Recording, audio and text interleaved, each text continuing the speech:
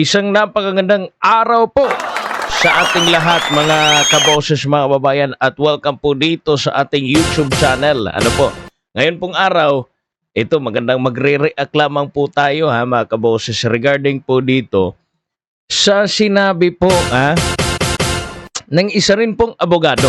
Sikat po ito na abogado mga kabos mga kababayan na sinabihan pong tanga.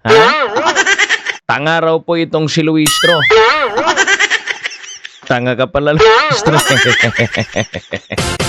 Galing po yan sa isang abogado, mga kabos, mga babayan. Ito po dahil po sa sinabi po nila na kailangan raw po mga kabos, hindi na daw po susunod sa 16 votes para ma-impeach si Vice President Sara Duterte. Kasi nga po, wala raw po doon. Ano po ba, kaboses, mga kababayan, yun pong tawag nito, wala raw po doon mga kaboses, yun pong ibang mga senador dahil po sa absent po ng mga senador mga kabos, mga babayan. Ito si Luistro, abogado din ito no? Pero bakit nagbibindalo? Hindi wala bang sanction dyan para sa mga abogado mga kabos, mga babayan? Ito, magre-react tayo dito sa isang post ni Attorney Edward Chico. Ayan mga kabos, mga bayan. So nakikita niyo po, sinabi na po rito sa kanyang Facebook post mga kabos, mga bayan. Ito po si Attorney Edward Chico. Sikat po ito. Isa rin po itong komedyante mga kabos, mga kababayan. Sabi po niya rito, parang tanga si Luistro. Ayun. Parang tanga raw po itong si Luistro, mga kaboses, mga kababayan.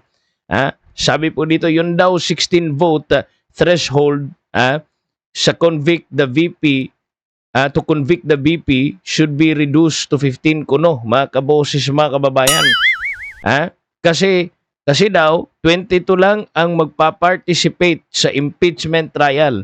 Ang basis niya, yung Avellino and Quinco ruling, which is not applicable in this case. Ayun. Sabi po niya rito, that decision pertains to the issue on quorum and relates to the regular business of the Senate as a legislative body and not as an impeachment court. Magkaiba po talaga, mga kaboses, mga bayan, kahit tayo ng mga ordinaryong mamamayan. No, wag po tayo wag po tayo magpadala doon po sa mga peke na mga informations. Kasi gagawin talaga yan nila lahat. Mga kaboses, mga babayan, mapa-impeach si Vice President Sara Duterte. Well, talagang kailangan naman talaga pagulungin itong demokrasya, mga kaboses, mga babayan natin bayan, pero in a proper way, no? Huwag nyo naman bastusin yung ating saligang batas, no? Sabi po ni Attorney Edward Chico, again, that pertains to the issue. Kung gagamitin yung Avellino versus Cuenco ruling, para lang po yan sa issue sa quorum, and relates to the regular business of the Senate as a legislative body. Magkaiba po yung legislative body at yung pagiging impeachment court nila. Ayon po dito, meron pang sinight, no, si Attorney Edward Chico, mga kabos, mga babayan. Ang sinight po niya dito is under the Constitution. Wala na pong mas mataas pa po sa ating saligang batas, mga kaboses, mga kababayan. Sabi po rito, under the Constitution, Article 11, Section 3, Paragraph 6, a conviction requires a vote of at least 2/3 of all the members, mga kaboses, mga kababayan, of the Senate. The operative phrase, there is all the members, which by the way is not qualified. This means regardless of absences, control blocks, or ongoing criminal cases. Ayun, sinabi niya rito, this remains firm. In fact, even if we resort to liberal interpretation of said provision, the only way we can reduce the threshold is when a senator ceases to be a member. Yung aalis siguro, mga kaboses, mga kababayan. No? And it only happens, it only happens when he dies or resigns. Ayun nga, di ba? It only happens when he dies or resigns. is expelled as a member or appointed to some government office. Ha? Yan yung interpretation ni Attorney Edward Chico.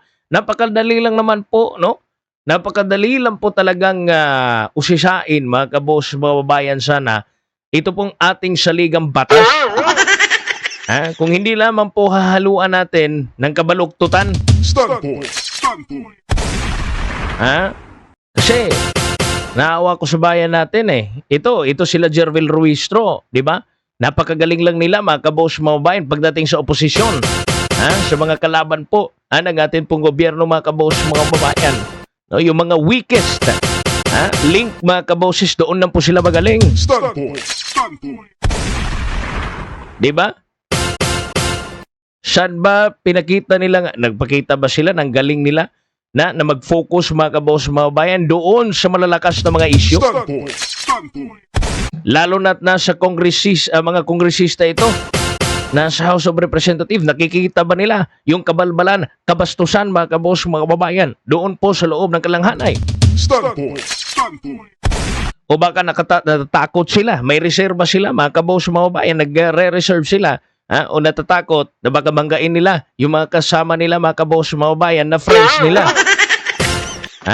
O baka, yun pong mga sinasabi ng taong bayan na baka may natanggap o ano ba, mga kaboss, hindi po natin yan na alam. Ano po? Kasi, hindi mo naman mabiblame yung taong bayan, mga kaboss, mga babayan, na talaga pong, di ba?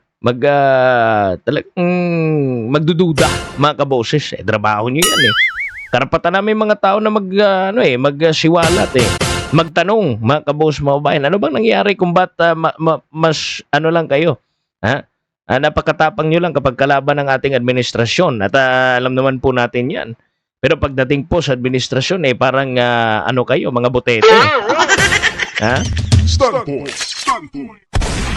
So, ito, suspension doesn't create a vacancy.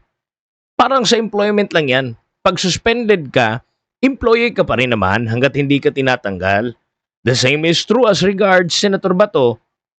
He remains a member unless they expel him. No? So, ibig sabihin, hindi na siya member. Ayan. In fairness, mas okay yung view ni Gatchalian. Mag-stick sa 16 at daanin na lang sa ebidensya. Kasi po, si Gatchalian po ang magiging mag-preside ngayon sa impeachment kasi siya po ang bagong Senate President. Mga kaboses, mga kababayan, ano po? Ayan. So mag-stick sa 16 at daanin nilang sa ebidensya. Anyway, sa akin lang naman to ay may be wrong pero sure ako mas mali siya. Magpapatawa talaga itong si Attorney Edward Chico. Totoo po ito mga kaboses, mga kababayan. Kasi minamadali nila, mga kaboses, para hindi po magbalid yung tinatry nilang i-bend talaga yung law eh. Mga bendalo kasi itong mga taong ito, mga kaboses, mga kababayan. Ako po'y naawa sa ating konstitusyon. Although kailangan naman talaga natin ng impeachment process, pero yun nga, daanin natin sa legal, matiwasay, magandang proseso, mga kabos, mga babae. Dahil doon po magtatalo-talo yan. Doon po sa ebidensya. At malalaman po yan ng taong bayan. Nanonood po ang taong bayan sa inyo, kaya wag po kayong talagang maggawa dyan ng mga kung ano-ano kasi nakikita kayo ng taong bayan. Huwag niyong ipilit yung hindi. Masasaktan lang kayo. Tingnan nyo, natawag pa tuloy kayong tanga. Natanga pa tuloy kayo. So, yan po ngayon, mga kaboses, mga kababayan. Mayroon pa akong Shopee.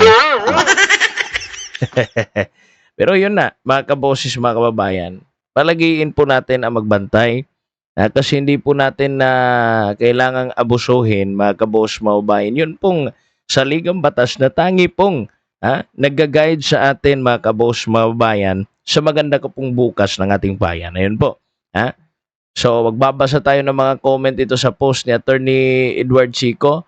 Ay, low bender. Ayan, ang lutong naman, attorney. Matagal na nagtatangahan at nagbububuhan dahil sa maleta. Attorney na Bobarets. Di ba niya sasabihing basis ay dahil ni speaker?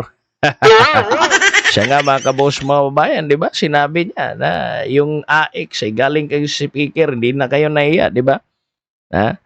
Pera ng taong bayan, pinagmamalaki ninyo para bagang sa inyo. Kayo mga kaboss mga babayan, para sa tingin ko mukhang wala na, hindi na matutuloy itong impeachment. Para sa akin na naman po although tutuloy pero hindi malabo na po na ma-impeach si Vice President Sara Duterte. Kasi nga, mantakin niyo po ito.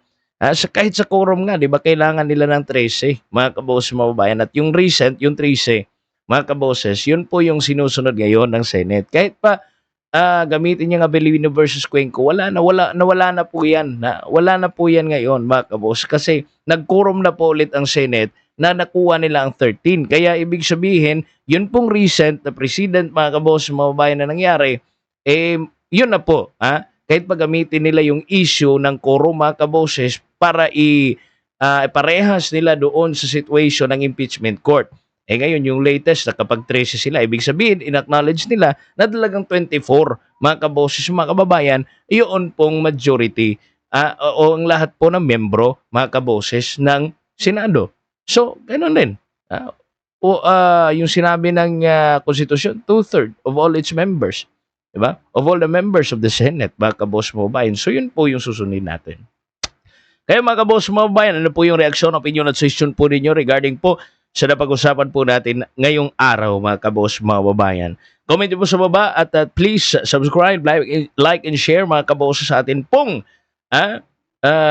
YouTube channel sa Standpoint Analysis. Maraming salamat po sa inyong pakikinig at panunood, mga kabos, mga kababayan, dito po sa ating YouTube channel, Standpoint Analysis. Ako po si Kaboses Wins. Maraming salamat po sa inyong lahat and bye-bye.